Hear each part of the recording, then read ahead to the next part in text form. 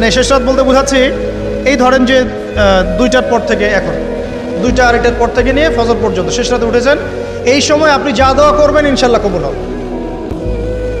হ্যাঁ, বলতে বাধ্য হচ্ছি, এখনকার তরুণ সমাজ ওই 2টা আড়াইটার দিকে ওই যে কার কার খেলা থাকে ওই খেলাগুলো দেখার জন্য ওঠে, তাহাজ্জুদ পড়ার জন্য উঠতে পারে না। অথচ আল্লাহ পাক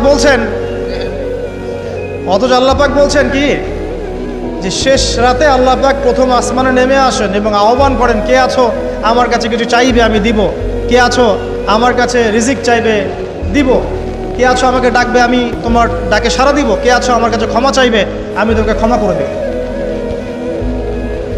প্রিয় যুবক ভাইরা, আল্লাহকে মূল্যায়ন করতে শিখুন।